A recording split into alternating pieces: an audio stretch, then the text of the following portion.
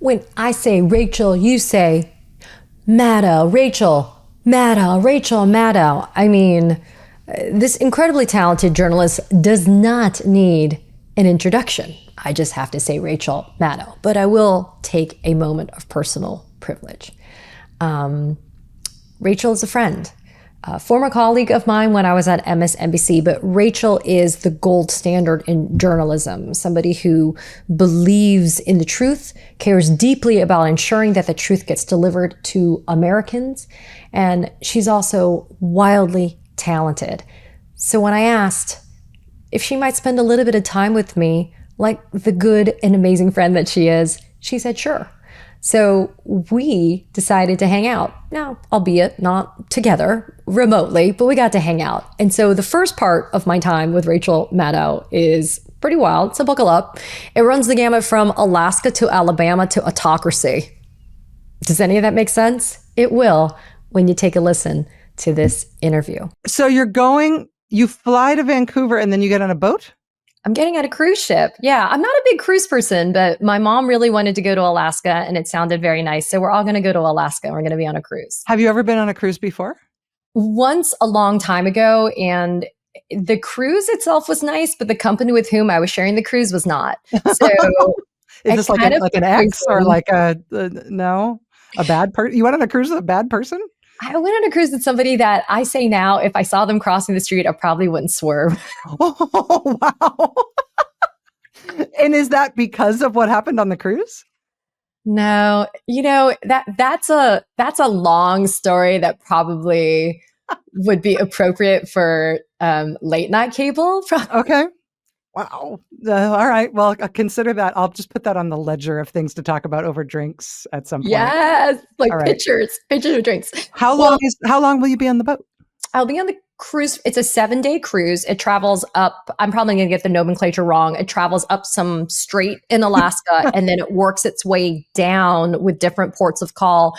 But I'm thrilled because I truly believe, Rachel, there's parts of the United States about which I, speaking from experience, have no idea that I probably should be focusing upon instead of maybe traveling externally to another country. And I love to travel internationally. But for example, my bucket list is Yellowstone, and there are things, not to politicize, but of course, everything's political these days. There are things about our national parks and such that are being impacted by this administration. And it just underscores what we take for granted. So for me, I'm hitting 50 in August. And I think, these are places and things that I'd like to experience in my life. And I think I've always just kind of pushed them kind of into the back saying, oh, I'll eventually get to it. And then we see all of these cuts that are happening and I legitimately worry. So, for example, Alaska is something that's been something that would be wonderful to do. I am completely aware it's a privilege to be able to do this and to really spend time with my mom as well. She's 82. I was just going to say, going with your mom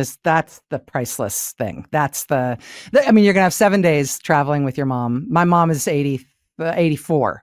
So same thing, like every minute that I have with my mom and my dad right now is just absolutely priceless. Yeah, and my daughter's 10 going on 30, but she and my mom are thick as thieves. And so for her to share that time with my mother is also an added bonus. And my husband's kind of on the fence about this whole journey, only because he also is not a big cruise person, but he also is generally kind of like cantankerous about stuff like that anyway. So I'm sure he'll change his mind like once we're actually on the road and doing it. Oh, yeah. And I've been to Alaska. I love Alaska. I did a great reporting trip there once in the middle of like a bizarre far right versus the right primary Senate campaign thing. But I had such a good time. Like the reporting was interesting and the story was interesting and it was great. But just like everybody that I met had the most amazing life story. Every place I went to like get a coffee or eat or do anything unrelated to the work up there was itself a fantastic experience. I love Alaska. And not just for the fishing. I appreciate the ringing endorsement. But to your point, it is so nice to travel to meet people and to experience the way that other people live and what their sense of community is, because it's different everywhere you go. Which is why, again, when I have that the luxury and the privilege of the time to be able to do it, I'd like to be able to do it. I really haven't traveled much. in the last few years. As you know, things have been a little hectic. Things have been hectic for all of us. How did you end up in Miami in the first place? My father moved to Miami in 1983 when he became the chair of the Civil and Architectural Engineering Department at the University of Miami. So my late father was a college professor for decades, tried private industry for about a year and hated it because he missed students so much. So my late father got his PhD from Rensselaer Polytechnic in Troy, New York. And then he moved us to Tuscaloosa, Alabama. So a little kind of homage to my dear friend Joyce Vance. So we were in Tuscaloosa, Alabama, and I lived there for 8 years till I was 8, and then we moved to Miami. And do you have fond memories of Tuscaloosa? I do. It was Norman Rockwellian. Nobody locked the doors. We played in the street. We rode our bikes until dusk. Everybody kind of kept tabs on everybody else's kids. It was a different age, right? It was in the 70s. And I will say something fascinating, though, and I've said this before.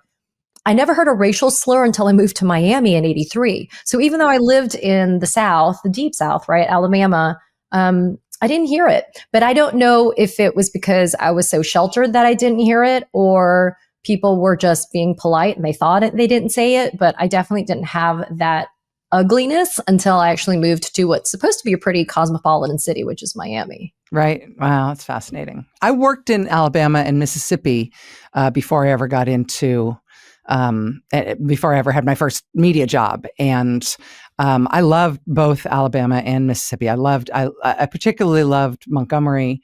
But I spent a lot of time in Jackson.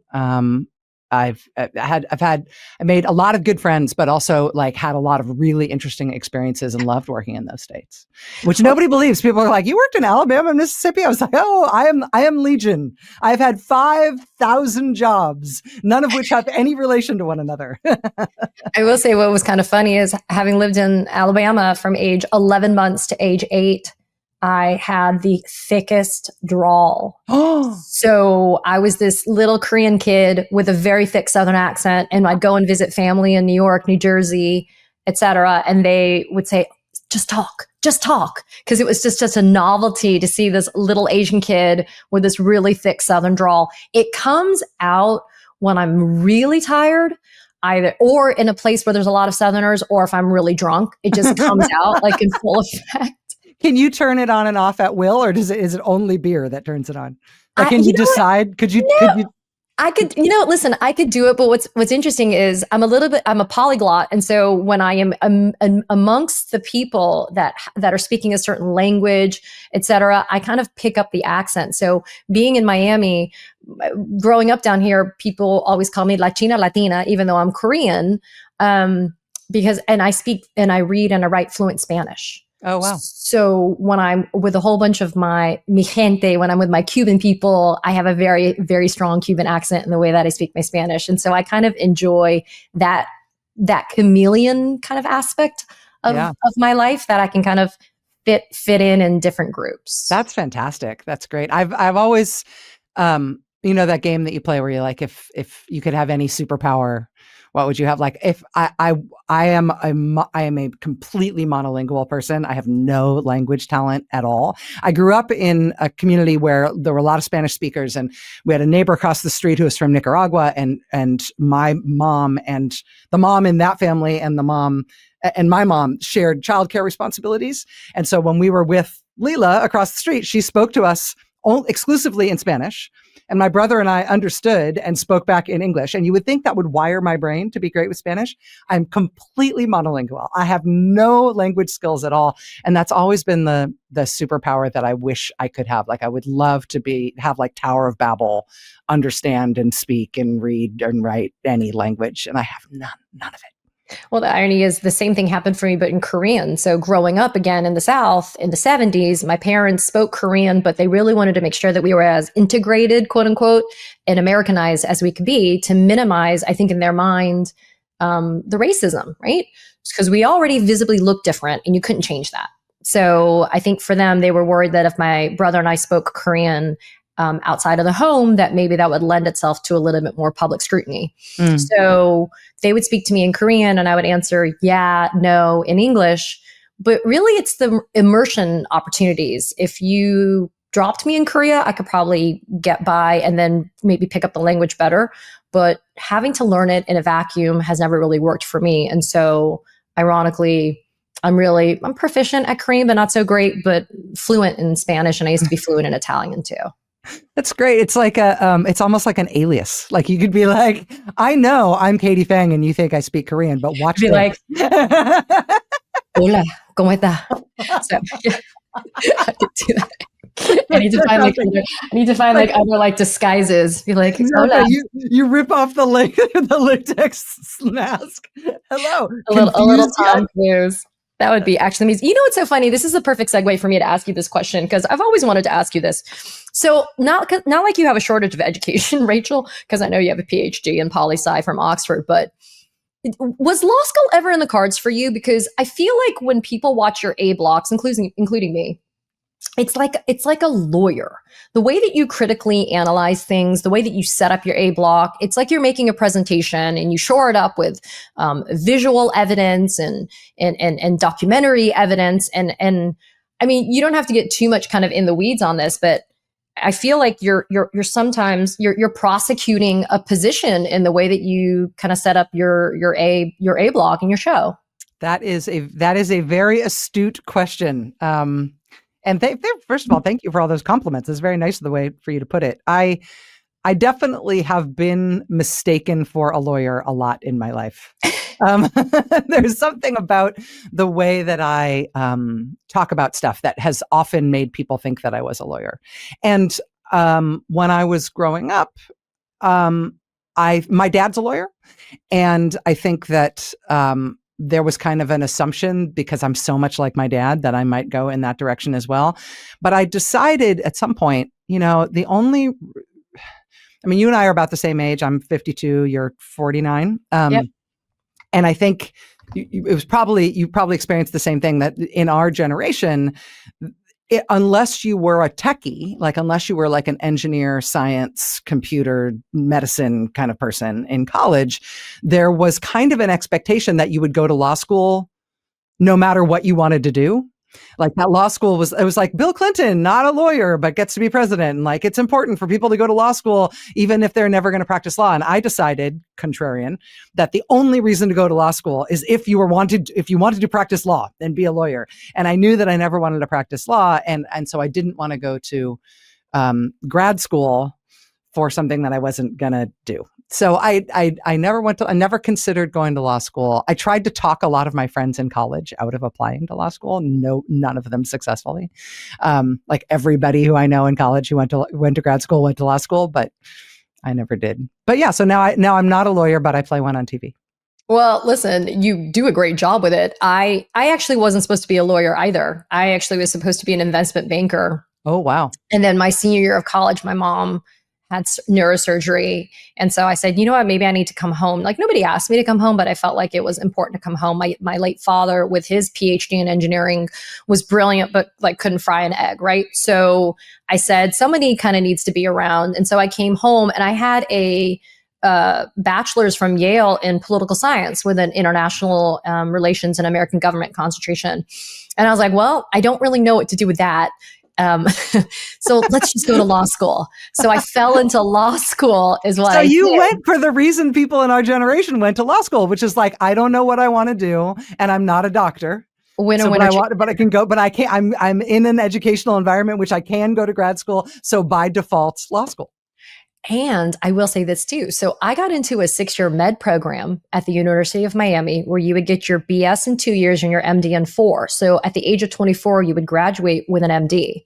Wow. And I got into this really competitive program, and it was either staying in Miami or going away to college. And I really wanted to leave Miami. So I said, I'm not going to go to this 6-year med program. And I ended up going to Yale for undergrad. But the plan was never to come back to Miami. Yeah, visit family, like whatever, because my parents were still here. But I never really thought about coming back to Miami. And so it is amazing when I look back how not only did I come back to Miami, but I've never left. I mean, I travel all the time, but I never left. And now I'm raising a family here. And now I'm practicing, well, I'm quasi still practicing law now that I've left MSNBC, but it is kind of remarkable how even my identity now is defined by having been a lawyer, which was never the plan. So I always, when I mentor or I talk to young people, I say, I used to be the queen of the 1 year, 5 year, 10 year plan. And the universe said, psych, that's not going to happen for you. But I do underscore the idea that no matter what you do, you have to be over prepared. So you always kind of have to front load on the work, and you have to do it really well, and you have to give it its due. But you never really know what'll happen, like what doors will open or what you end up doing. Yeah, you always need to be a generalist, because you need to know enough about what's going on that when life throws you curveballs and you end up doing something you didn't expect, you're at least not starting way behind. I love though that your parents are like, well, little Katie, she's going to be an banker, doctor, lawyer. Those are you were a banker, doctor, lawyer child and ready. I mean, like, seriously, they must have been very proud of you, if not intimidated by you. That's a pretty, I mean, my family didn't have those kinds of expectations for me. Everybody was shocked that I ended up succeeding. So, well, I'm not shocked about you, but I will say a lot of it was cultural, right? A lot of it were just cultural pressures and expectations. Mm-hmm. So I'm kind of cherry picking from it. Like, I'm not a tiger mom with my daughter. I have a 10-year-old going on 30, right? But I'm not a tiger mom, but I try to make sure that she gives 110% all the time. And we tell her if she does, and that's what counts. But she puts her own pressure on herself. But I will say, to your point about being a generalist, I feel like these days that's kind of the norm for you and I being in the media ecosystem, because everything is political and everything is legal, and everything is legal is political, and everything is cultural, and everything is everything. And science and all health that. And medicine and everything. How do you, because I bristle sometimes at the criticism that maybe I'm focusing on something that's a quote distraction, right? I hear that sometimes from followers and such. What do you do to kind of to figure out what you want to focus on for your shows or for your pods and stuff like that? I try really hard to make sure that I'm doing original thinking about like what counts as news and what counts as important. And sometimes I end up in the same place as everybody else. I mean, I just did on my most recent show on MSNBC, I did a big long segment about Ukraine's surprise attack with the drones inside, well inside the border of Russia. And I think everybody else did that too. That wasn't, I don't think that was an original idea. Sometimes you end up at the same story that everybody else ends up at. And some stories are not just so compelling, they're so dominant that you can't avoid them, and you're going to have your own take on them. But with the exception of things like those, I just try to follow my own compass. I try to be a generalist. I try to read beyond what I absolutely need to read in order to prep for the specific thing that I know I'm going to be talking about. I try to read more broadly than I need to, because again, you don't know where things are going to go. I try to keep my mind open in terms of new areas of interest and new sources of story ideas, expertise, emerging news. But it's hard. It's definitely hard. And I have to be a little bit artificial in the way that I select my news diet, so that I don't end up like reading too many people who think like I do. Like I don't read like, I do a lot of commentary on the news. So I try never to read other people's political commentary. Like, I don't read columns. I very rarely read editorials unless they have news value, because an editorial board is doing something that I can reflect on. But I try really hard just not to digest other people's opinions, because then I end up being an amalgam of other people's opinions rather than generating them myself. So I think you have to force your diet a little bit to make sure that you are doing original thought. But yeah, it's an imperfect system. It's sort of constantly breaking, and you have to constantly repair it. So that's interesting. So you're an opinion purist, I guess, or you're a Puritan about being a Puritan, more likely. Yeah. A Puritan about your opinion. You are right. I mean, when my consumption, when I do my videos now for my YouTube channel, I try to read as much as I can from different sources, and I try to go to the sources themselves. So if I'm talking about a lawsuit, I go to the lawsuit itself, and I read the complaint or whatever. And do I stumble on op-eds along the way? Sure. Would I read them? Sure. But, I think the actual core information is important, right? The facts that they are. And I'll do the attribution, I'll say this is what I'm reading from this news source and this is kind of what they're talking about. But I guess to your point, it is good to kind of keep yourself compartmentalized in terms of your own focus, because that is what people are tuning in to listen to and to watch. You know that you are really good at reading legal documents. And so you don't have to take some news stories paraphrase of a legal document or a legal argument or a judge's ruling or whatever it is. You can digest the primary source material and come up with either your own paraphrase or the relevant quote in a way that's going to be much more valuable to your viewers than you just regurgitating something that's already been processed through somebody else's news development lens. And so I think that's really, really, really important. And when we've done stuff together on MSNBC on legal things, I mean, I think we both have the same instinct, which is quote the ruling, quote the deposition, like show the document. We don't need to kibitz about it. The audience is smart enough and capable of absorbing enough primary source material that we can give it to you straight and then talk about it on the basis of this sort of non-pasteurized, straight up documentation of what's happening. And I think viewers and listeners find that valuable. I mean, I told you it was going to go Alaska, Alabama autocracy. Or was it Alabama, Alaska autocracy? Either way, that was Rachel Maddow from MSNBC. But that's just the first part of our interview. I've got a part 2 that's coming up. That'll be next week. So be on the lookout for that second clip of my interview with Rachel Maddow. Katie Phang here. The truth matters now more than ever. So hit that subscribe button so you don't miss a thing. Thanks for watching.